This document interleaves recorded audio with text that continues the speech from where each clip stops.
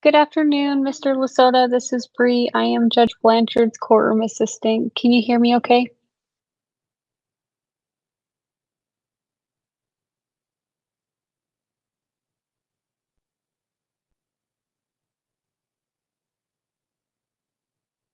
Mr. Lasota, can you hear me okay?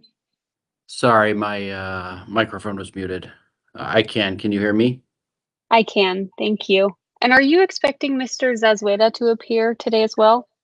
No, thank you. Okay, thank you.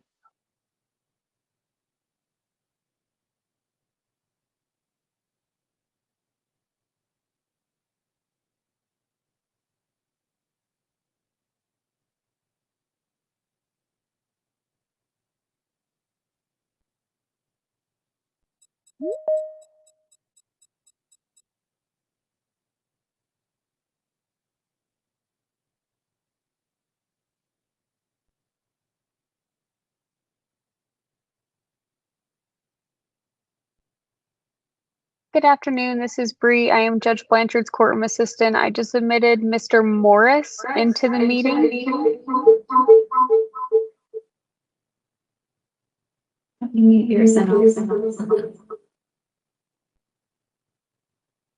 I think you've got a pretty bad echo.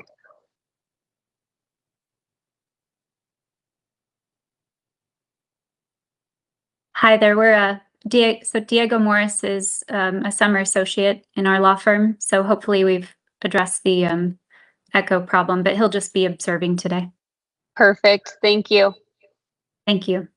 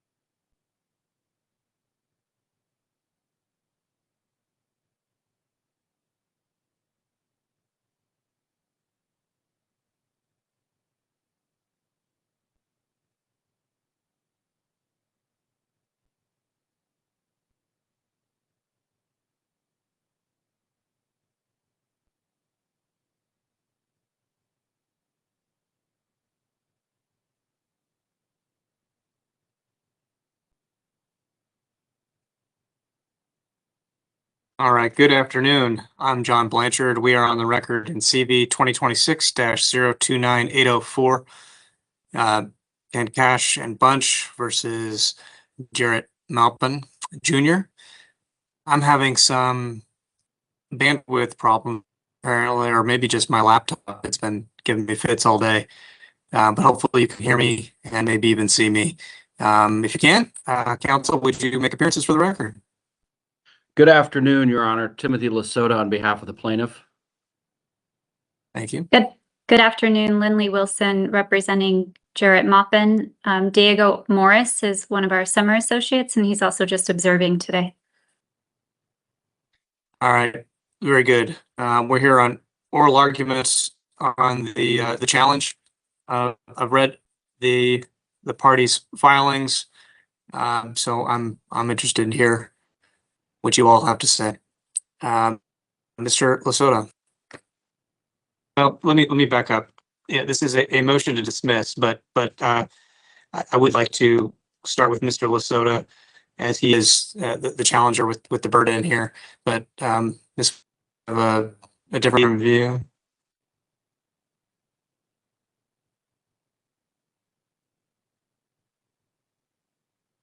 Oh, sorry, Am I not Your coming? Honor. It might have cut out a little on my end, but that works for defendant if you'd like to hear from Mr. Lasota first.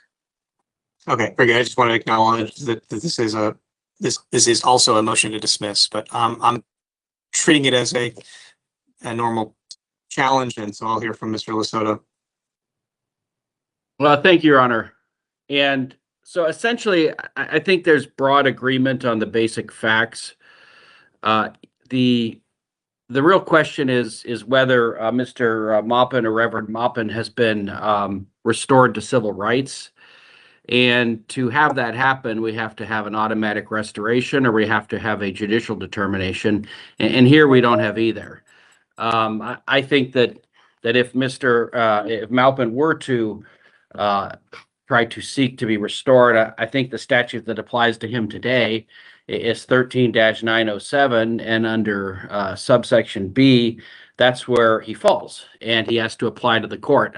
I don't know why the legislature has that distinction between subsection A and subsection B, and one is automatic and one is sort of well, not automatic, but if you petition the court, and you meet the elements, you seem to be able to get it as of right, but you do have to petition the court. And I'm referring, of course, to 13-907 A and B. Now, in the actual reply with regard to the motion to dismiss, the plaintiff, or excuse me, the defendant claims that there's nothing in text of subsection A or B that differentiates between state and federal convictions, and that's just not the case. A talks about completion of probation for an offense committed in the state, or absolute discharge from imprisonment. B says on completion for an offense committed outside the jurisdiction of the state, or absolute discharge from a prison in another state or the Federal Bureau of Prisons.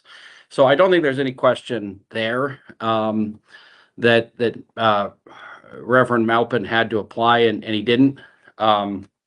So now, in terms of some of the other arguments that have been made, it's a little bit unclear. Well, I shouldn't say that. Maybe it sort of seems like that the defendant has settled on, well, that he can qualify under different statutes, or if he qualifies under any statute, that's sufficient. That is conceivably true, but again, his statute right now is 13-907B, and he didn't comply with it. And that distinction can't just be ignored. The legislature says you got to apply. Presumably they have some reason. That they've had this distinction in law for decades, as I'll get into in just a second. So he's got to apply. Now, turning actually to section 13-912, and when I refer to that, I'm talking about old section 13-912, which was renumbered as 13-907. Now, Parker dealt with the facts, Parker v. City of Tucson, where you had an out-of-state conviction. This is a little bit different. It's a federal conviction. It is in Arizona, but what the Parker court said is nonetheless true, and it said section 13-912A, by its plain language, applies only to first-time felony offenders whose convictions occurred in Arizona. And then it goes on to say that people whose convictions occurred in other jurisdictions will not benefit from the narrow provision the legislature has created for Arizona first-time offenders. I mean, here again, we see this distinction. I've got maybe some speculative theories on why it exists, but that's just the way the legislature has dealt with different offenders over the years, as they've treated people convicted in Arizona state courts more favorably in terms of automatic restoration. Maybe it's because they feel they have I'm sorry. Your Honor. Well, I was just going to speculate, but isn't that because whether someone has their rights restored or not is a matter of state law, not federal, right? We agree on that, right? That's correct, Your Honor. So the statutes, wouldn't it make sense that this is referring to Arizona and other jurisdictions refers to other states, because other states might have different ways of restoring rights? Your Honor, I think in this context, I think that that's not the case, and I'll tell you why. One reason is because and I think this is why the court said that by its plain language, 13-912. If we go to the definitional section under 13-105, subsection 18, it says felony. And felony is an offense for which a sentence to a term of imprisonment in the custody of the State Department of Corrections is authorized by any law of the state. That definition's been that way since long before 2004. It's not changed. So, I mean, I think if you read the definitional section, and that's probably what the Parker Court was doing, even though they didn't cite 13-105, because it's only with the addition of that statutory definition that you can really say that by its plain language, it doesn't apply to out-of-state offenders.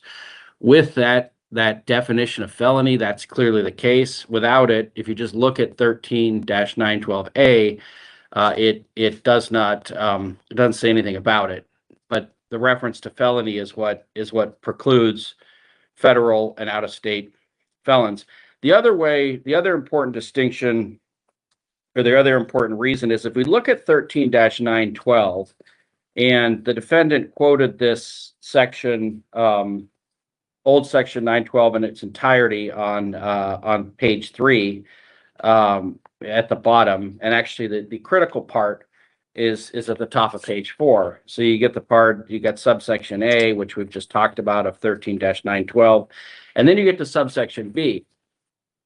And it says this section does not apply to a person's right to possess weapons as defined in section 13-3101 unless the person applies to a court pursuant to section 13-905 or 13-906. Now, what that statute does not say is anything about 13-909 or 13-910. And what the Rem court told us is that 905 and 906 are the provisions to be used by someone convicted in Arizona, and 909 and 910 are the provisions to be used for someone convicted under federal law. So if 912, this automatic restoration provision that the defendant is trying to rely on, if it applied to a federal felon, then it would have a cross-reference to the federal statutes that are applicable. It doesn't. And again, this goes back to, and I'm not, Your Honor, I'm not just talking about, here, I'm not just talking about the difference between Arizona and state and other states' law. Here we have what is clearly a difference between state law and federal law. Because if we look at section 13-909, the actual heading of it is, I got it somewhere, restoration of civil rights, persons completing probation for federal offense. So right there, that tells us with the title that's where we look for, and it says on proper application, person who's been discharged from probation either before or after adoption of this chapter may have any civil rights which were lost or suspended by the felony conviction restored by an application. So there we've got the statute that would apply at the time, if that is indeed that that statute can still be invoked. That's the 13-909 is the statute that Mr. Reverend Malford would have to turn to. And again, no automatic restoration right. Can I pause you there just to make sure, Sure. Make sure I'm tracking you? When I read that, I assumed that it referred to the state felony provisions, 13-905 and 906, because to restore firearm rights under 909 and 910, you would need a federal application to restore. And so that's why it's not listed there, but can you walk me through that again? Because you're changing the way I was looking at it, or you're shifting me to a different analysis. I want to make sure I'm tracking what you're trying to say on that. Sure, Your Honor. So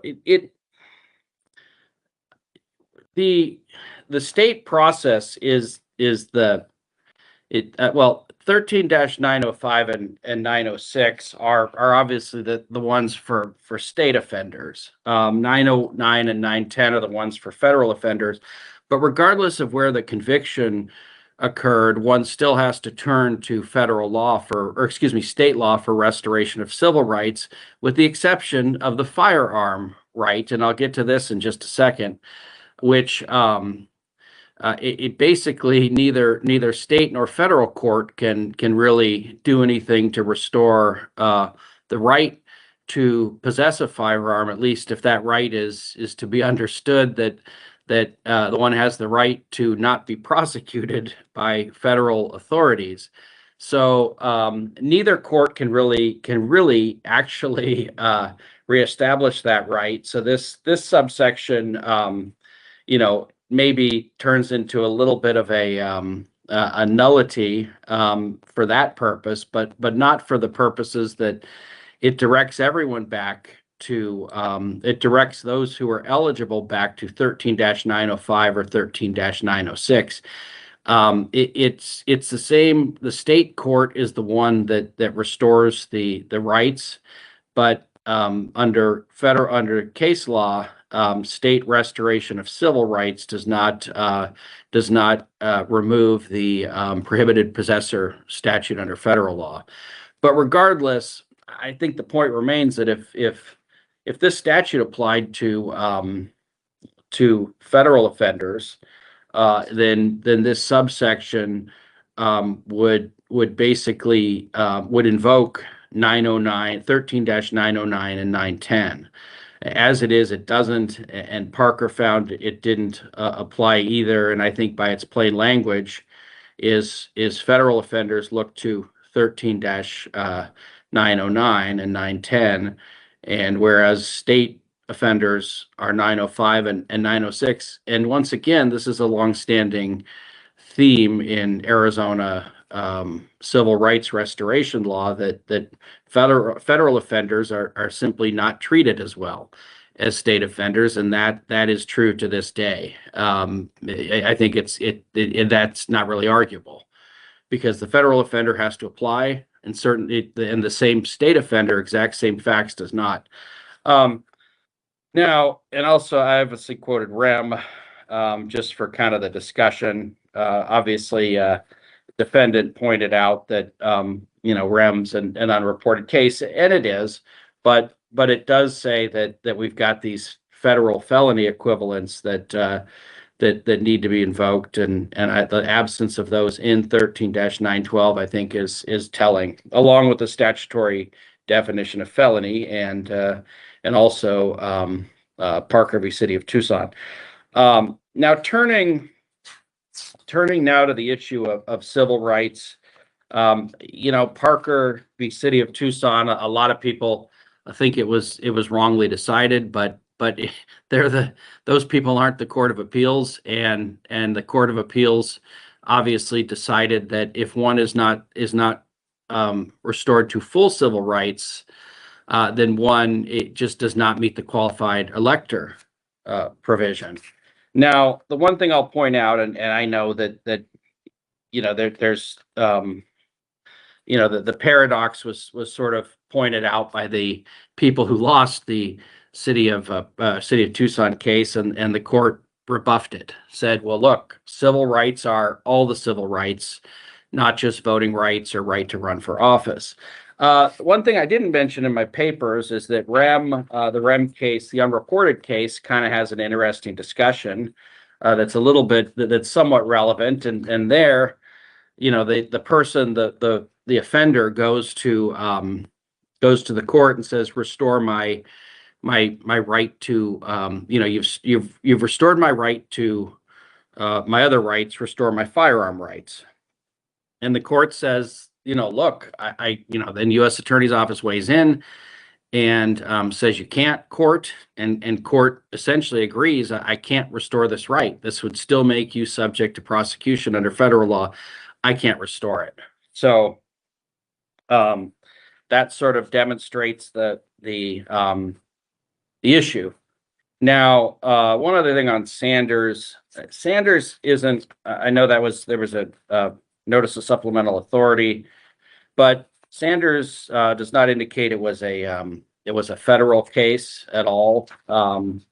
So I don't think that's helpful because it just, we don't know what case it was. I actually found in one of the briefs, it talked about how he said he was convicted in Arizona or in this state, but it doesn't tell us that it was a federal felon. Now, going on to Esposito v. Rose, I mean, that's a non-starter. David Rose was found to be eligible based on the full faith and credit clause. His rights had been restored in Kentucky, and the argument, I know it well because I made it, was that the court had to give full faith and credit to their restoration, and the trial court agreed. But that's an entirely different issue. We don't have someone who was restored in another state who's coming here. There was also a right to travel or migrate argument there, but we don't have that at all. I mean, Reverend Maupin has always lived here, so he's not coming in from a new state. I talked a little bit about the constitutional challenges are weak, primarily because, you know, all Reverend Maupin has to do is apply and demonstrate compliance.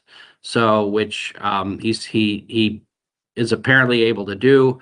I don't know why. Maybe it's just because it's harder to make a determination for federal offenders. If you're a state court or state courts feel like they're in control, they tell defendants when they're discharged that, hey, now your civil rights are restored. I don't know, but that's just a longstanding theme in Arizona law, and the legislature has adopted it. Reverend Maupin was required to apply for reinstatement of his civil rights, and as he is not, he remains ineligible. Thank you, Your Honor. Thank you. Ms. Wilson.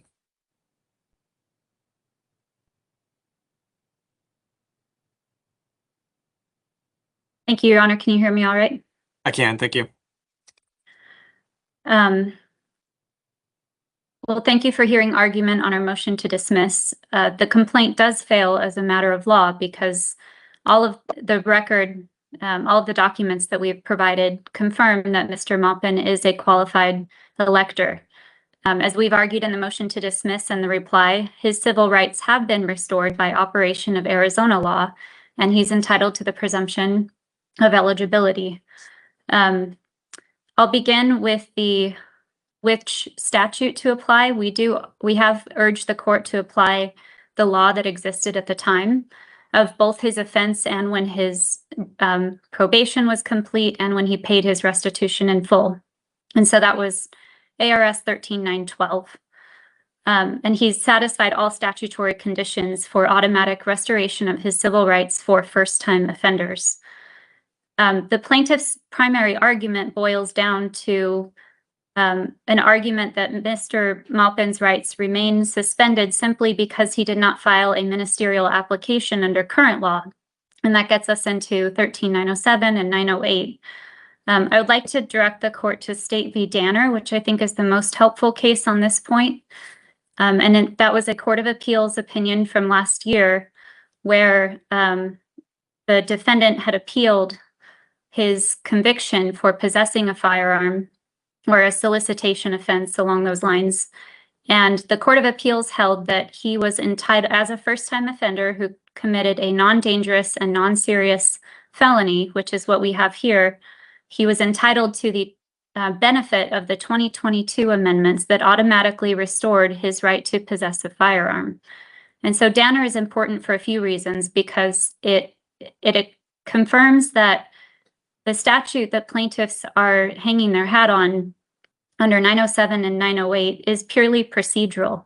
It can only acknowledge rights that exist, but it does neither of those statutes themselves create the restoration of civil rights that have been lost due to a felony. And so whether the court looks at either 13-912 that existed before the change in the law, or 13-907, neither of those statutes support a conclusion that Mr. Maupin is still required to go get a piece of paper from an Arizona court confirming that his rights have been automatically restored.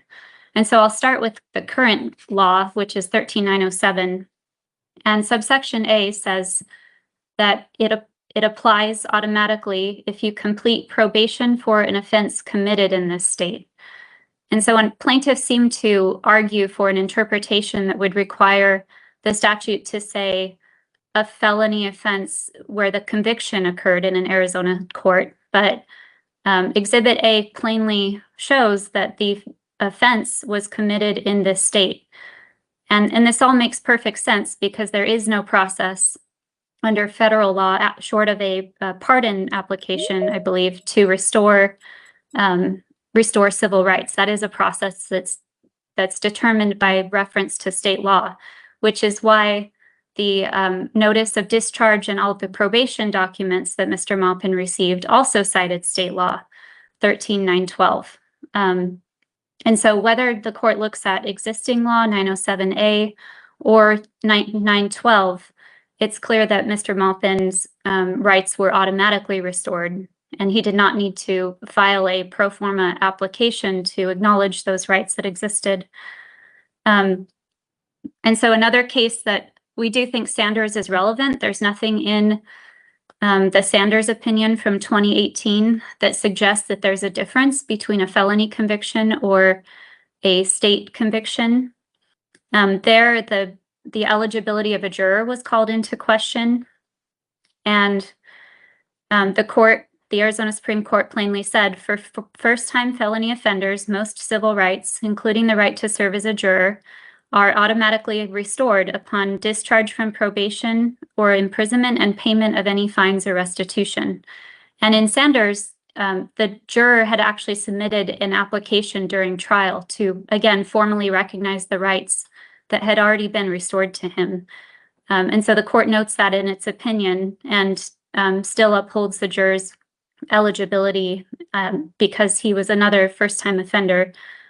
And so we think Sanders is also relevant and was applying the same law that was in effect at the time of Mr. Maupin's offense and guilty plea, and the payment of restitution. So Sanders is analogous to this case. Can I ask you a question about yeah, the language of 13-907? Yes. 13-907A, as you pointed out, says offense committed in this state. B applies to offenses committed outside the jurisdiction of this state, or absolute discharge from prison in another state, or the Federal Bureau of Prisons. Can you help me understand why that language is in there? If you're right that he falls under A because it was committed in the state, why have that language about Federal Bureau of Prisons in B? I'm just reading through that subsection, Your Honor.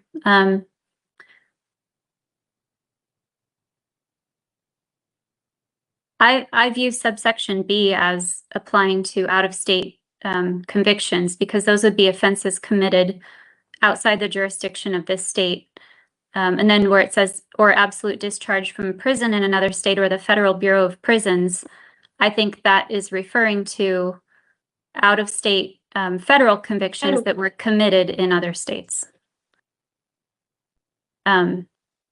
And again, this statute is purely procedural, and so it cannot be applied here to strip Mr. Maupin of rights that already exist by virtue of Arizona law. I would like to address the Esposito case too that was mentioned and why we read that case very differently.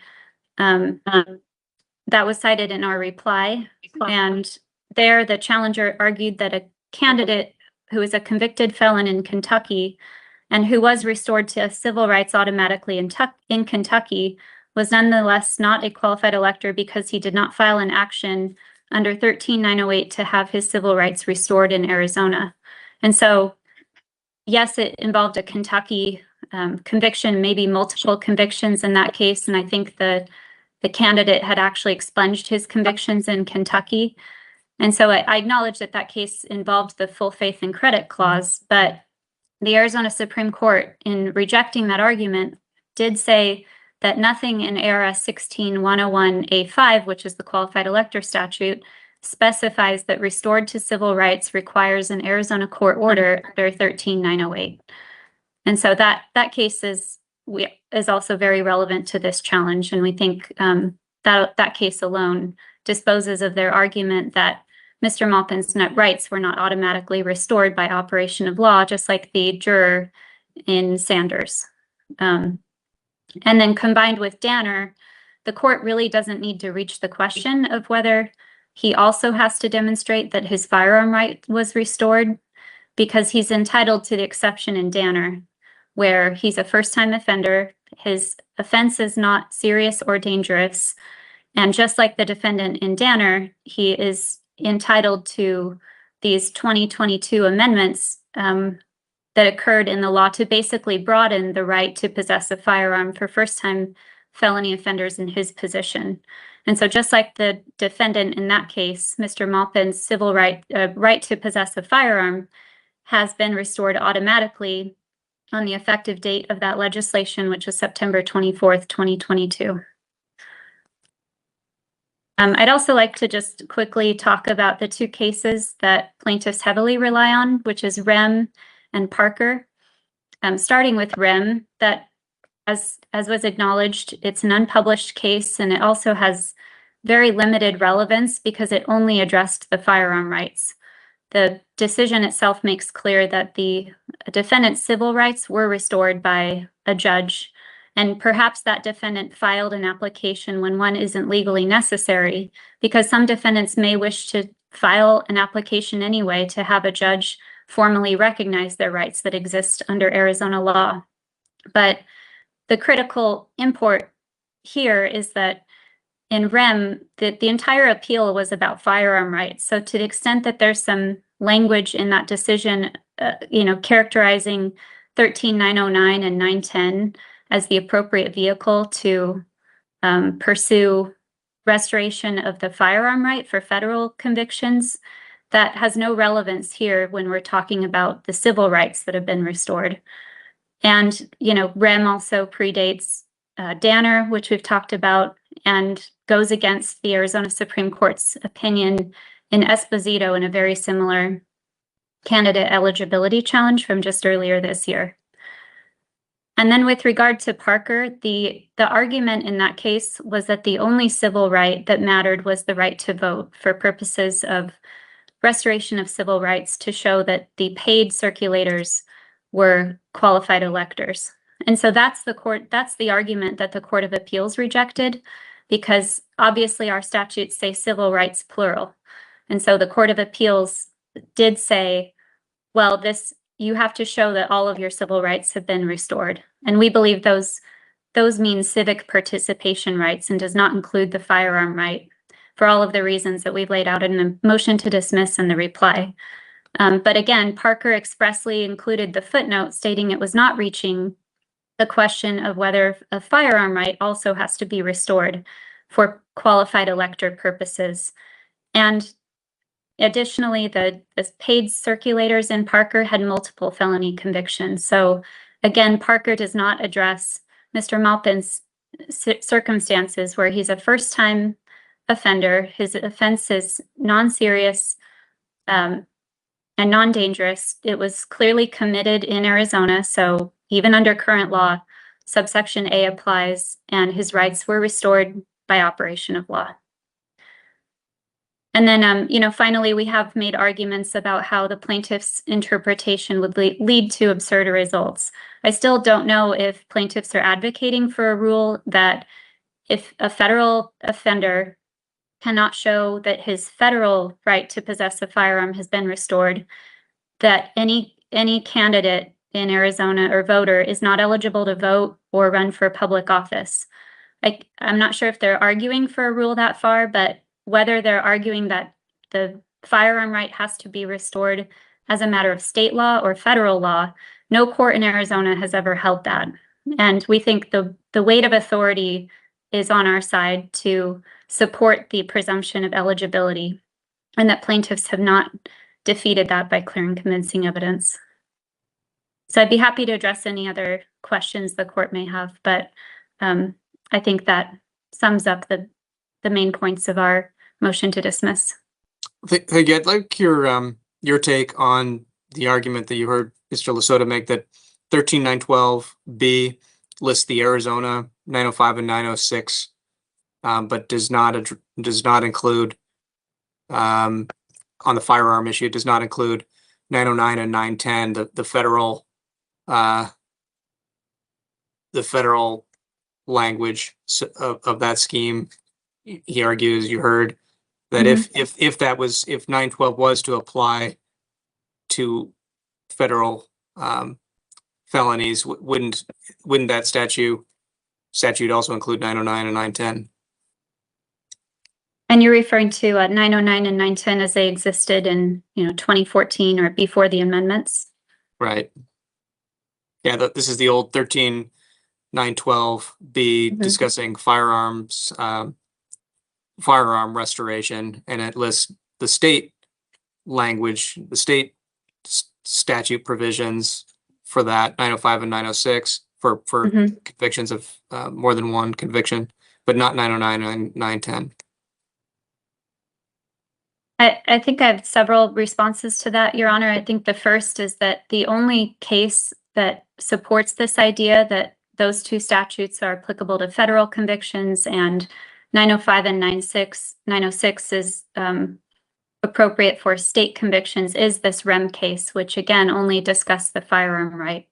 And so REM actually, I think, cites the automatic restoration statute in a footnote maybe, and cites it, but it doesn't really analyze it at all.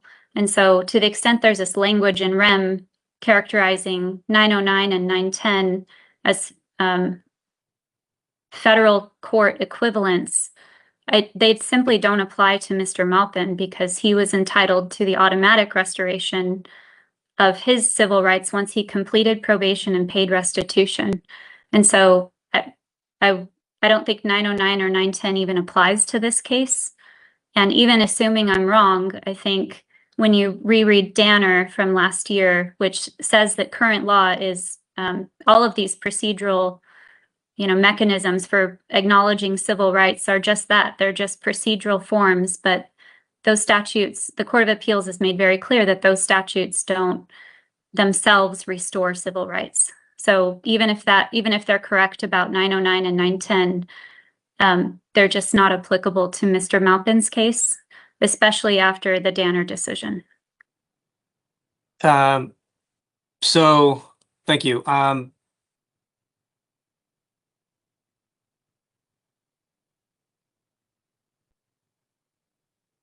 And that's helpful, but what I was hearing from Mr. Lasota was a statutory interpretation argument. 13912 A is automatic restoration, as we've discussed, and then B says this does not apply. The automatic restoration does not apply to the right to possess weapons, and then it references 905 and 906. 905 is restoration of rights for two or more felonies in the state. 906 is two or more felonies, just another two or more felonies. Just when someone's discharged from prison versus completing probation. That's the difference between 905 and 906. And then it doesn't list the corollary provisions that deal with the restoration of rights for completing probation under a federal offense or discharge from federal prison. So what I think, and Mr. Lusoto, correct me if I'm wrong, this is a statutory interpretation argument that had this automatic restoration applied to federal felonies, why wouldn't they have referenced 909 and 910? And I'm sorry, are you asking me or Mr. Lusoto? If you have an argument that you'd like to make. I think 909 and 910 applies to defendants with more than one felony conviction. That's, I don't have the language in front of me, but if they're the analogs to 905 and 906, I think those statutes apply when you don't have just one conviction and are automatically restored under the 912. Okay. Thank you. And in any event, sorry, go ahead. Yeah, go ahead. So, no, go ahead, Ms. Wilson. Go ahead. I just again urge the court to, I think Danner really clears up a lot of this and does hold that even a defendant or a person in Mr. Maupin's position is entitled to the benefit of the 2022 amendment. So if we're going to, look at the status of his, and we have to look at whether his civil rights were restored today for purposes of this case, we certainly can't ignore the 2022 amendments or the Danner opinion. Thank you. Mr. Lusoto. Thank you, Your Honor. Ms. Wilson, it is not correct in her characterization of 909, 910 vis-a-vis 905-906. I mean, I'll just say 905, but that includes 906 and 910, but that includes 909. They're basically exactly the same statutes, except one applies to state Arizona offenders, and one of them applies to federal offenders. I think, other than that distinction, I think they're word for word. I'm just pulling them up now.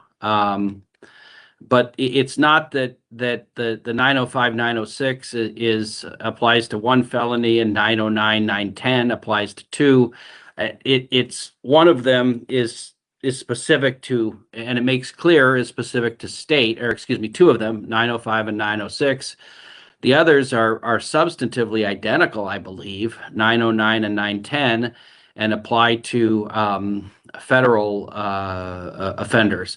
And if one looks at the title, 13-909, Restoration of Civil Rights, Persons Completing Probation for Federal Offense, that's 909.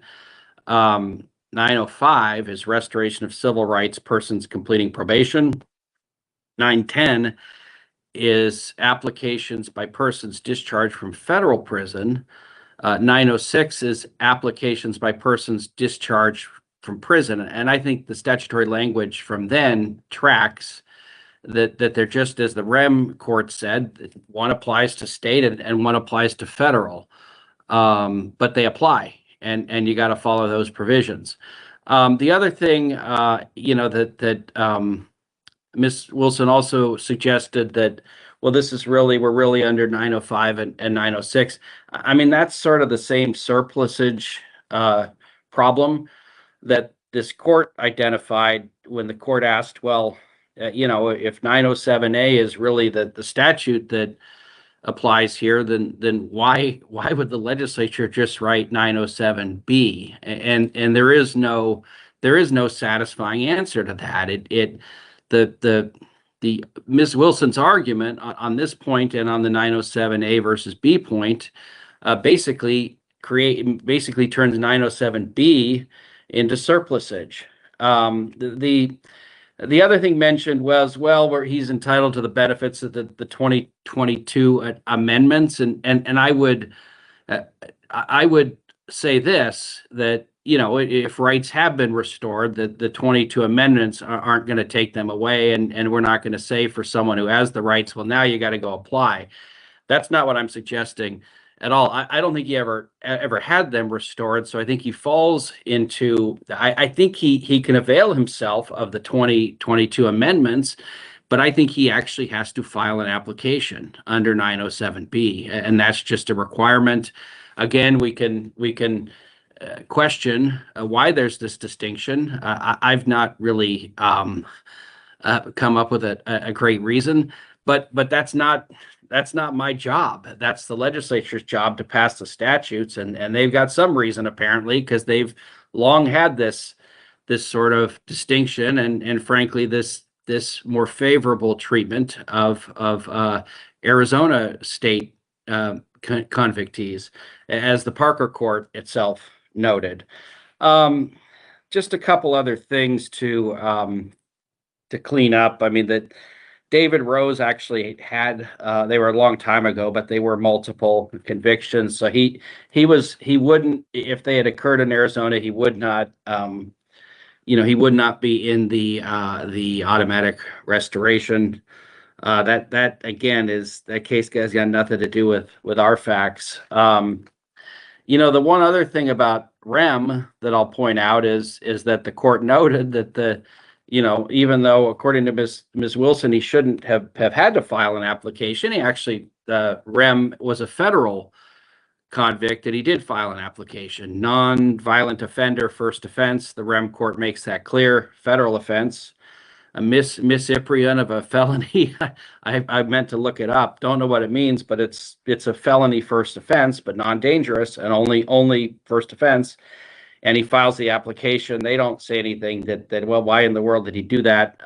Now I know that's not the most compelling point, but I would note that is in REM, that he actually did file the application for his overall civil rights. Parker, and this is the last point I'll make, but on Parker, the Ohio Circulator Oberg, I believe, was just one felony, is a drug conviction or something, nonviolent. So, I mean, I don't think both. I think the one in Orange County, I think his name was Coombs. I think he did have 2 felonies, but I think Oberg only had 1. It was out of state. There's no question about that. But, the Parker, it just, there's no getting around the language in Parker. And I'll just end with this. It's certainly not our primary point, but I did want to point out that, Parker, it actually says, quote, the Arizona legislature has imposed upon convicted felons a standard for the restoration of the felon's civil rights that is perhaps more stringent than the standard imposed by other states in requiring a convicted felon to have all civil rights restored before the person may be eligible to register to vote and consequently eligible to serve as a petition circulator. I mean, that again, maybe a fair amount of people, it seems paradoxical, but when they walk you through it, if you just look at the statute and its definitions, it does make some sense if one is just reading them technically. Now, maybe it's just something that should have been changed that wasn't, but that's the language we're dealing with, and they went with the straight language, and that is true technically, even if it might seem paradoxical. So with that, I appreciate Your Honor's time and the good questions, and I'll be happy to answer any questions myself. Thank you, Your Honor. All right, thank you. I'll take this under advisement. This is sorry, go ahead. Judge. Yeah, please. Could I just provide one more argument about when we were talking about 13909 and 910 as they existed years ago? I think those statutes are attached as Exhibit I to our motion to dismiss, and that those were not repealed until 2019. And so that legislative history would be, I believe, what the court would look at if it's going to evaluate REM and look at those statutes that have been characterized as applicable to Mr. Maupin. And I just wanted to note that 909A and 910A also are both state on their face that they apply if the person was convicted of 2 or more felonies. And so that's the easy answer. And I think what just reinforcing, I just wanted to close that loop about why they don't apply to Mr. Maupin at all. And there's not surplusage. It's just that if you're not entitled to automatic restoration under 912, then you have to default to 909 and 910 as they existed at the time. So I won't go through our arguments about Danner and everything else, but as I've traced the legislative history, it appears that those 1994 versions were still in effect up until 2019. And that's precisely why REM is not helpful on that point at all, because they just plainly don't apply to Mr. Maupin. And I do appreciate the court's time as well. And if the court has any other questions, be happy to answer them. Thank you, Mr. Lasota, if you want to address that. One sentence, Your Honor. Thank you.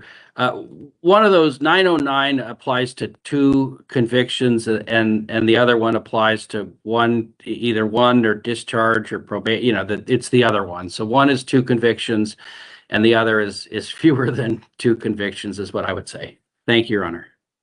Okay. I will take this under advisement. As you both know, I'm simply the warm-up act. We need to get you to the show.